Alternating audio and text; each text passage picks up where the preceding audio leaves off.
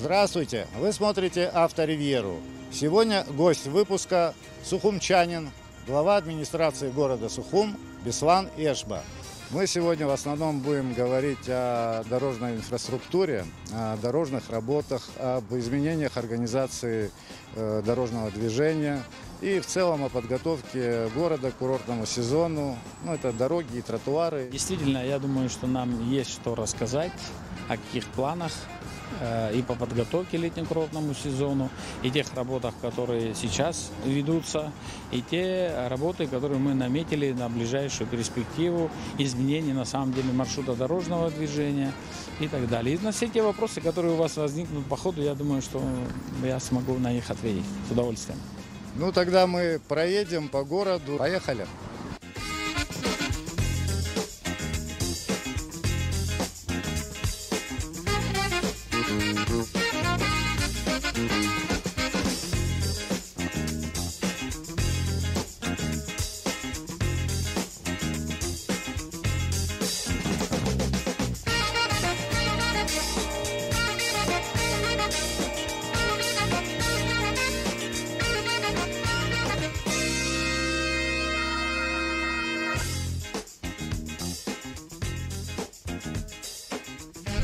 Лучше всего вот так вот проехать и на месте уже рассказывать о том, что вы там делаете, что собираетесь делать. Сейчас, наверное, начнем с дорожных работ, которые проводятся с зимнего периода. Да, на 3 улицах. Улица Гулья, улица Джонова и улица Абазинская. На этих 3 улицах, как известно, в 2019 году было принято решение. Они были внесены как объекты восстановления в инвестиционную программу развития 2020-2022 года. Часть работ из них были выполнены в 2020 году. Это была замена канализационных магистралей по этим улицам и водопровода. В этом году планируется, с учетом того, что проектно-сметная документация только ее недавно завершили, специалисты управления капитального строительства и другие привлеченные специалисты. Только закончилась на них экспертиза и будет проводиться прокладка новых ливневых магистралей по этим всем 3 улицам. И далее с тем, что будет заасфальтировано дорожное полотно. Такой план работ. Буквально недавно, на днях, сегодня первый рабочий день после праздников, мне сегодня сообщили, сегодня у нас 5 число, сегодня мне сообщили, что после экспертизы документы уже вернулись в Абхазию, и буквально на днях будут подписаны договора с городскими службами, это служба водоканал, муниципальное унитарное предприятие, и МУП дорожно-ремонтное управление наше. И силами этих предприятий будут производиться восстановительные работы. Улица Абазинская, да, это одна из тех улиц, да? Как известно, части этой улицы до улицы Арзенба, если брать, с улицы Дзидзаря были произведены работы по другой инвестиционной программе 17-19. Остаток работ был внесен в программу уже 2022. Водители все, естественно, для них это немножечко растянулось. Все эти работы растянуты по времени. И, естественно, есть растет недовольство. Да. Растет недовольство. Допустим, этот перекресток мы сейчас проехали, Абазинская и Арзенба. Временно засыпать, может, эти ямочки как-то. Сейчас я скажу. Мы с учетом того, что были плохие погоды, у нас апрель выдался совсем холодным и дождливым. Да, мы несколько раз эти работы производили в город. Хотя это, даже те, кто были подрядными организациями, они могли бы предусмотреть в своих сметах поддержание до того, пока не будет. Но этого не было предусмотрено. Это делается городскими силами городских служб. Да, но мы уже несколько раз это делали, не только на улице Абазинской, но на улице Джонова, на улице Гулия. Но это, как правило, не так долго живет эта история, быстро разлетается, потому что машины ездят. Погоды все-таки были, как говорится, дождливые, поэтому все это очень, и вызывает такой негатив, конечно, неприятно. Все, что сейчас здесь рассыпано, это все, что привезено, и здесь подсыпаны были ямочки. Поэтому сейчас мы сворачиваем на улицу Джонова. Ну, в общем, сами работы ведут, это подрядная организация, они к городу отношения не имеют. Не имели. А вот Не то, имели. что было сделано, да, это мы как бы все наши службы стояли над головой, потому что завтра, послезавтра эксплуатировать все равно нам, имеется в виду городским службам. Поэтому, конечно, старались контролировать качество работ, чтобы было все выполнено хорошо. Но тут, с учетом того, что основная часть документации, всех схем коммуникаций все-таки отсутствует, поэтому и в некотором смысле в ручном режиме приходилось и регулировать этот процесс, да, прокладки не городскими службами, а подрядными организациями, значит, проведения такого вида работ. Вот. Сейчас уже будут проводить ливневые, я уже говорил, да, магистрали уже будут проводить городские службы. Конечно, я предполагаю, что будут, конечно, какие-то аварии, потому что схем нет, особенно подсоединений в частные дома. Вот. И просто вслепую ребята будут идти и прокладывать эти трубопроводы. Канализационные трубы и ливневку нельзя работы вместе проводить? Ну, получается, что нельзя, потому что у нас здесь грунты, которые, да, они очень слабые. Если вы помните, вот это ЧП на перекрестке улицы Джонова и улицы Лакоба. Там стоял вопрос только, значит, замены одного этого канализационного колодца. И пошло обрушение грунта. Вот. И с учетом того, что там практически все трубы подтекают, вот, они создают вот такой обмывочный грунт. И все начинает и вымылось, да. Даже помимо того, что была сама по себе авария, да, там в тот момент, когда демонтировали, не ожидали, в том месте у них рвануло, и они вообще не предполагали. Я развернусь, да, наверное? Да, уже можно. В принципе, улицу Джонова, ну, мы кто знаем. ездит Еще. по городу, видит, в каком она сегодня состоянии. И надеемся, что когда мы будем снимать очередную передачу с Бесланом Федоровичем, уже здесь будет надеемся. асфальт, тротуары, Да. фонари. Да. Все мы надеемся на это. Но это не так долго ждать. Я очень надеюсь, что мы в мае уже начнутся здесь работы. Прокладка последних магистралей, я уже говорил, ливневых. И ребята настроены за месяца полтора завершить эти работы. Вот, и дальше асфальт кладется очень быстро. Я думаю, что там, ну, конечно, хотелось бы ближе к началу курортного сезона, но не все от нас зависит, как говорится. Все эти документы готовить заранее тоже у них не получается. Каждый раз возникают все новые и новые проблемы, которые надо учитывать потом в расчетах. Великое дело, если вы эти дороги сделаете, конечно же. Вообще, по-моему, эта дорога и в довоенный период, она нормально никогда не была. Вот эта Джонова. Ну, потому что коммуникации, которые здесь были проложены, и как-то мы интересовались, это им больше 50 лет, 50-60 лет. И самое нехорошее, наверное, то, что я вот как-то давал уже интервью, что нет такого секторального отключения. Если какая-то авария происходит на одном промежутке, нам приходится отключать весь город.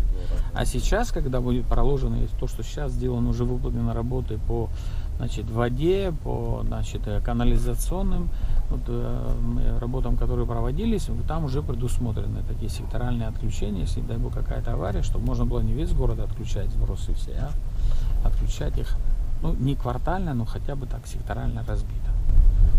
Ну, Поэтому делать дорогу — это не только автомобильное дорожное полотно, это Ну да. еще целая вот эта Все, вся инфраструктура, Это вся и освещение, инфраструктура. наверное, Конечно. и тротуары, и Ну да. дорожные знаки. Безусловно, по дорожным знакам в этом году мы по тем мероприятиям, которые запланировали, тоже сейчас про них скажем. Я думаю, подъедем, покажу, где мы там планируем изменить маршруты движения. Вот только их обслуживая, да, там буквально три перекрестка.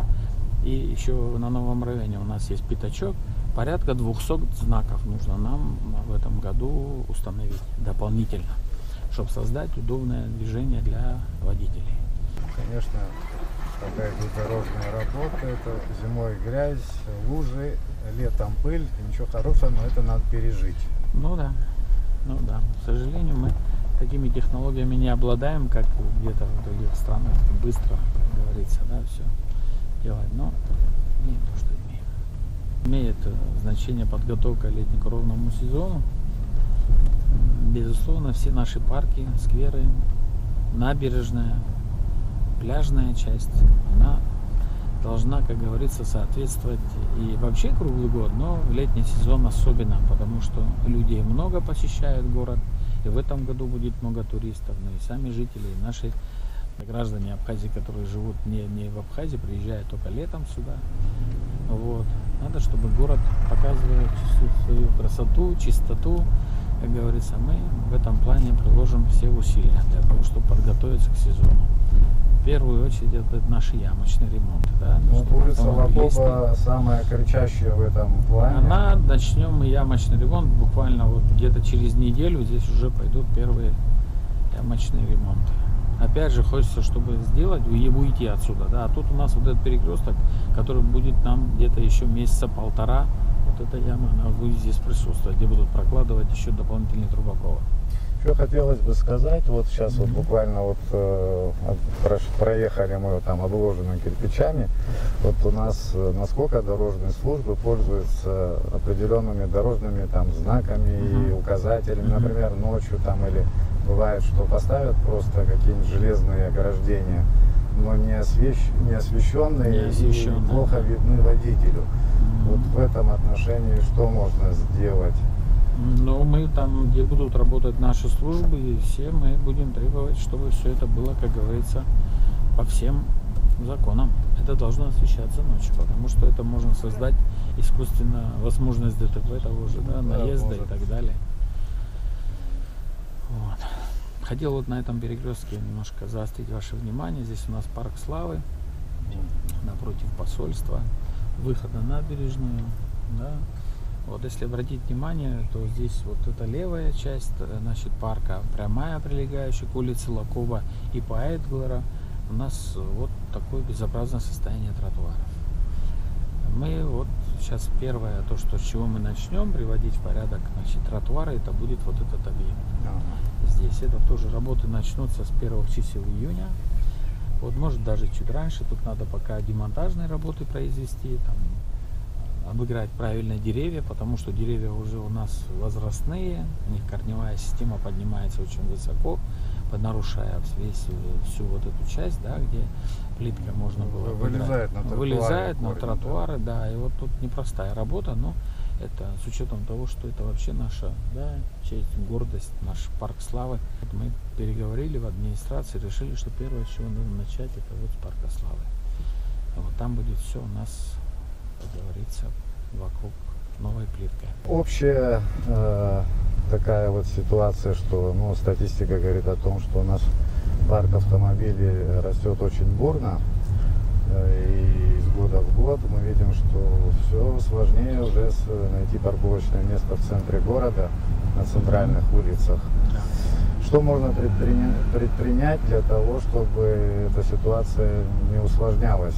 Пока еще она как бы более-менее, скажем, но очевидно, что уже в этом году, летом и в скором времени может эта ситуация ухудшиться. Все правильно, вы обратили на очень такой болезненный вопрос. Вот. Мы тоже постоянно над этим думаем в администрации и приходим только сейчас к одному мнению, что должна быть муниципальная служба парковки. Да? Все равно порядок в этом смысле надо наводить. Есть, должны быть зоны, где возможна парковка, где в категорической форме она не должна быть. Да? Это вот особенно в прибрежных зонах, в центральных, в исторических частях города, да, там, куда приходят постоянно, да, посещение туристов, наши достопримечательности по городу. Поэтому такой, скажу так, да, приоткрою занавес, такой план разрабатывается, где могут быть парковочные зоны, имеется в виду, где будет полноценная уже разметка парковок. Ну и, разумеется, все это бесплатно не может быть, тоже надо будет донести до наших жителей, что парковки будут платные. Разумеется, в выходные дни они будут бесплатные. Но я сейчас не хочу забегать вперед, вряд ли мы в этом году успеем это сделать. Но то, что мы все запланируем, все расчертим, все подготовим в этом году, это абсолютно точно. Реализовывать начнем со следующего года. Подготовим, как говорится, обратимся к жителям, объясним, расскажем, покажем, почему, где и как мы хотим парковочные зоны развить. Вот и здесь какие уже изменения. Да, я вот сейчас вот специально сюда заехал, хочу вам показать.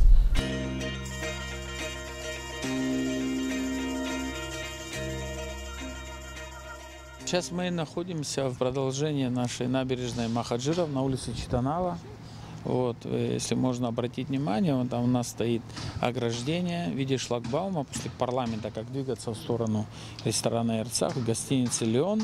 Вот этот промежуток, он на самом деле как-то получился слишком насыщенный проезжей частью автомобилей. Тут бывает и по разным мероприятиям проводят, выходят на, значит, дорожную часть и мешают просто отдыхающим и нашим людям, которые хотят просто прогуляться по набережной. Вот все это создает неудобства. Поэтому, поговорив с жителями и теми, кто так или иначе, да, там здесь торгуют, кафе там, и так далее, вот, мы пришли к такому решению, что вот эти улочки, которые соприкасаются с улицей Читна, улицей Чочуа и улицу Шотландская, перекрыть, поставить шлагбаумы, и для того, чтобы не дать возможность сюда заезжать просто автомобилем, для того, чтобы парковаться или там создавать неудобства нашим горожанам и гостям столицы. Поэтому эти улицы мы будем скоро закрывать, установим шлагбаумы, и пульты будут у тех, кто здесь проживает или там занимается бизнесом. Я думаю, что и тогда нам удастся снять вот этот шлагбаум, разобрать здесь, который так безобразно ограничивает, да, там бульварную часть нашей набережной. Тогда будет просторнее, приятнее. Вот, будем поддерживать порядок, и тогда, я думаю, будет прекрасный вид, он еще улучшится здесь. Самое главное, что будет удобно гулять. Тут и дети ходят, и катаются, и коляски детские, да, там мамы с детишками. Да, и сам проезд уже там вот в конце, вот где гостиница «Леон», да, там уже бывает и проехать сложно. Так, да, вот там мы как раз там в том месте, где заканчивается гостиница «Леон», вот в том, значит, углу мы поставим тоже шлагбаум, который будет запрещать или ограничивать въезд на улицу Читана, вот сюда в сторону, значит, набережной Махаджиров. Вот, а там мы оставим это круговое движение вокруг спортивного комплекса имени Сергея Васильевича Багаж, потому что и туда подъезжают, да, там на тренировки, плюс еще и в ресторан попасть в Эрцах. Ну и вот так вот мы вот с двух сторон там сделаем парковочную зону. И то не только там, и по улице Чочуа, и по улице Шотландской. С обоих сторон мы сделаем вот здесь вот парковочную зону с двух сторон. И, разумеется, освещение, чтобы никто не думал, что там можно как-то в тени машину поставить, и она выпадет из обзора, да, там жителей или кого-то еще. Может быть, удастся поставить камеры. Переговорим еще с операторами нашими, сотовыми или другими провайдерами. Попросим установить камеры наблюдения, чтобы люди, которые паркуются, выходят гулять на набережную, чтобы не были подвержены там какому-нибудь вандализму. Вот, эти вот работы на какой период планируются? В этом году мы сделаем. В этом году мы сделаем. Прям хотим успеть к сезону. Я думаю, плюс-минус месяц, наверное, мы завершим.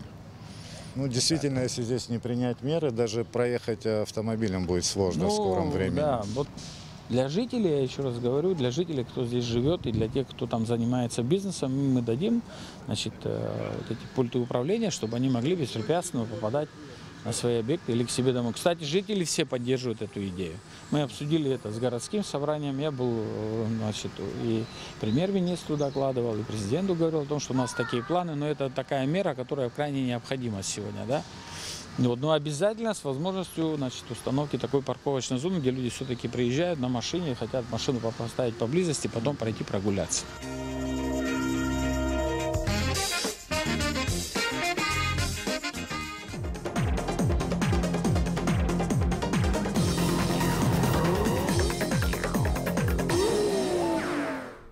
Хочу отметить, благодарю, что в прошлом году мы сделали очень правильную обрезку здесь по улице Арзенба.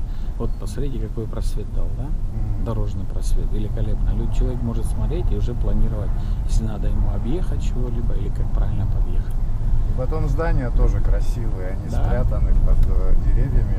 На самом деле архитектура многих зданий, она очень интересная. Да. Когда после обрезки видно, я не видел никогда этот дом. Да, в таком все верно. И потом у нас вот здесь мы с вами подъезжаем к перекрестку Арзенба и улица Мара.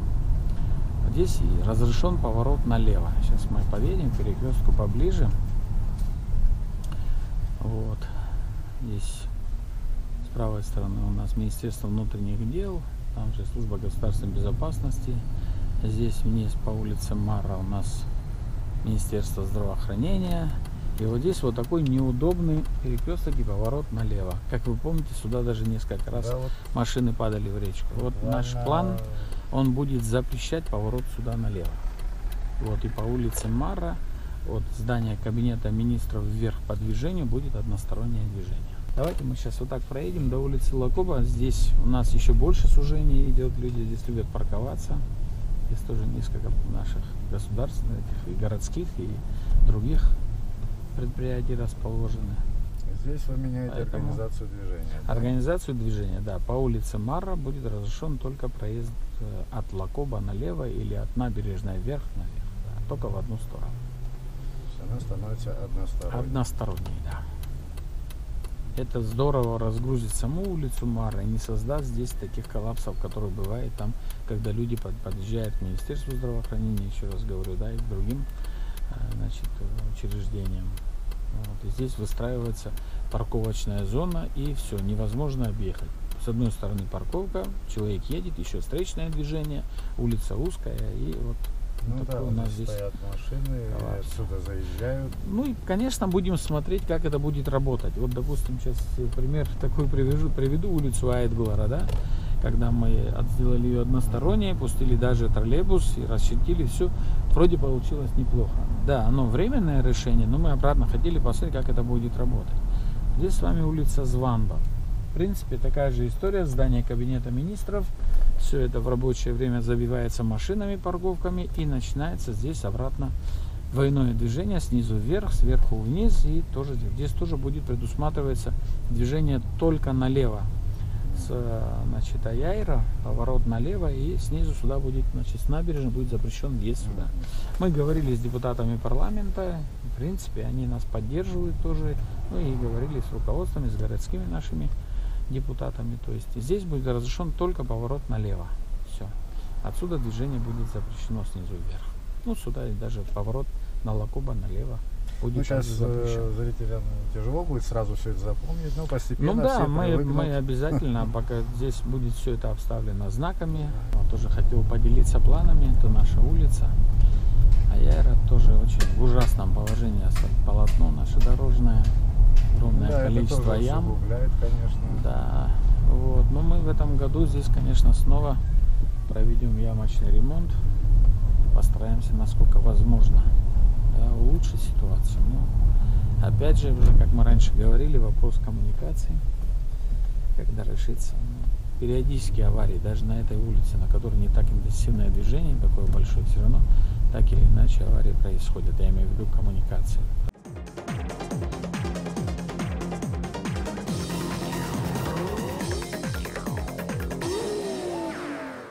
Сейчас 6 часов, почти без 26, припарковано в центре много еще машин. Очень много машин, да. Здесь вот такой хаотичной парковки, чтобы не допускать, когда мы все это дело начнем чертить, это у нас начинается мероприятие 1 числа июня, мы все разметки по городу сделаем новыми, ну, в смысле, да, и все полосы разграничительные, и сплошные, и крылистые, и парковочные. Да, обязательно.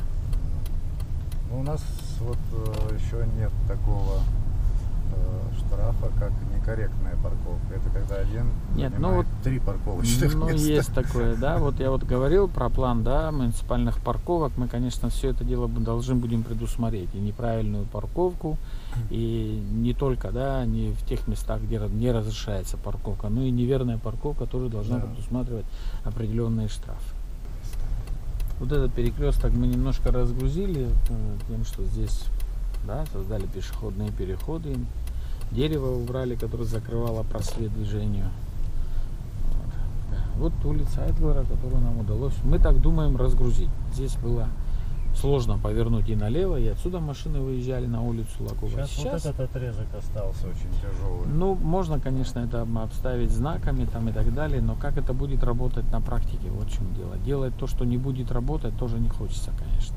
Да, тут парковка с двух сторон очень мешает. Да, можно, конечно, запретить.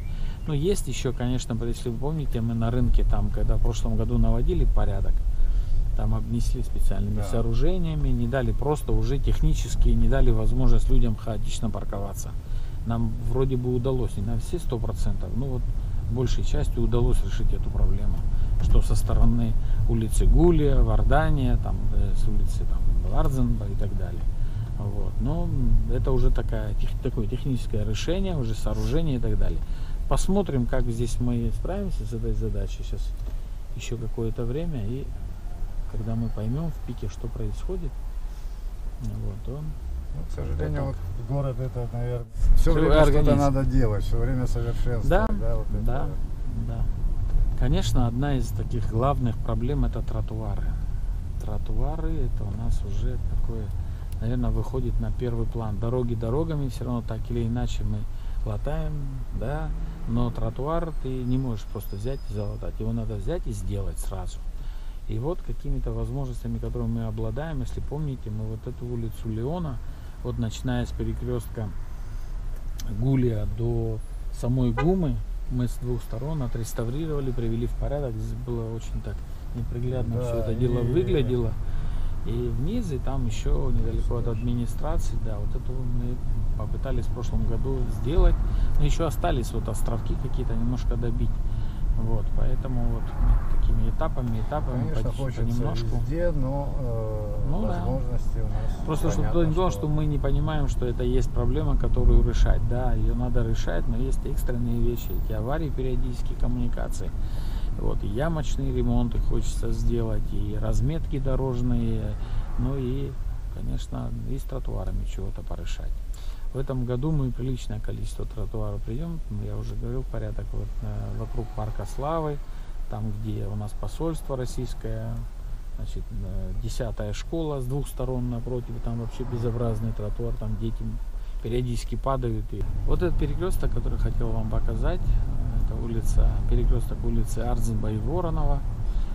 Значит, на нем, ну, наверное, если брать по городу, самое большое количество ДТП. Особенно вот в этом месте, когда из улицы Воронова, значит, выезжают на улицу Арзымба или с Арзымба поворачивают на улицу Воронова. Вот, поэтому еще до войны здесь было одностороннее движение. На самом деле здесь висел кирпич. Ну и, разумеется, там было открыто движение со стороны, значит, Арзымба с выездом на улицу Воронова. Сейчас мы проедем вокруг парка Сказка, я вам расскажу про план. Да? То есть точно мы этот поворот хотим закрыть налево, чтобы уже не было попыток, да, и создавать аварийную ситуацию. Потом там в свое время были установлены павильоны, человек поворачивает налево на Арзымба, на Воронова, и тут же начинает парковаться у павильона. И все. А с Воронова едут вниз машины, они сталкиваются с тем, что машины стоят по правую сторону, встречная сторона стоит на выезд, и все. Получается, что мы попадаем в ситуацию нерегулируемую.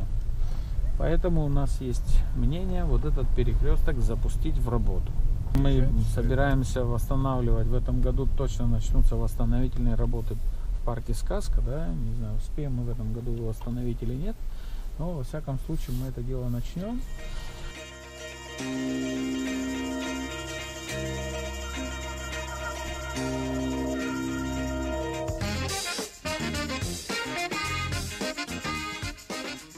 У нас очень непростой и сложный перекресток улицы Арзымба и Воронова, поворот налево в этом случае, да. Вот, там стоят у нас торговые павильоны, и они постоянно создают транспортный коллапс, можно так выразиться. Это с одной стороны, и с другой стороны, значит, с улицы Воронова, что в одну, что в другую сторону, нерегулируемый перекресток. Ставить на таком коротком расстоянии второй светофор тоже не имеет никакого смысла. Поэтому вот есть такое мнение, чтобы запретить поворот налево и, разумеется, сквозное движение вниз по улице Воронова через Арзымба.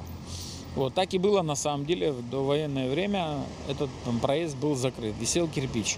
Но при этом работало круговое движение вокруг парка Сказка. Сейчас он уже парк имени Тараса Мироновича Шамба, государственного общественного деятеля. В этом году мы, кстати, приступаем к его, значит, реконструкции. Посмотрим, что успеем сделать в этом году.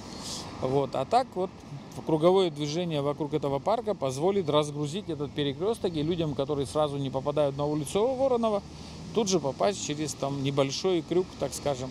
Вот. И с улицы Аяйра, значит, будет возможность у водителей повернуть и вправо, и влево. То есть выехать на улицу Лакоба и тут же выехать на улицу, в сторону улицы Арзымба. Вот. Я думаю, что это даст хорошую возможность разгрузки и любоваться парком уже со всех сторон, даже с автомобиля, сидя в автомобиле. Ну да, при тех транспортных потоках, которые сегодня существуют, это необходимая мера, так, которая разгрузит, наоборот, эти дороги. Все правильно. Потому что транспорт добавляется, пожалуйста, уже у нас в городе пробки наблюдаются, видите. Вот какие-то такие вот меры, они дадут возможность разгрузки, мы в этом уверены. Как и здесь, как я уже говорил, на улице Марра, Званба, и там дальше на улице Чочуа, Шотландская. Вот, там, где можно парковаться, паркуемся, где можно разгрузить, там разгружаем. Вот так это не спонтанное решение, над этим мы много уже думали, наблюдали, смотрели, делали контрольные замеры потока транспорта и так далее. Вот пришли к такому мнению, мы уже обсуждали это в городском собрании, говорил я с руководством страны.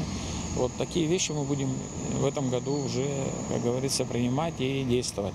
Посмотрим, я думаю, что удобно будет для горожан, для автомобилистов, автолюбителей. Беслан Федорович, спасибо вам за столько вот информации. Гостем нашей передачи был глава администрации города Сухум Беслан Эшба. Выпуск подошел к концу. Всем счастливого пути.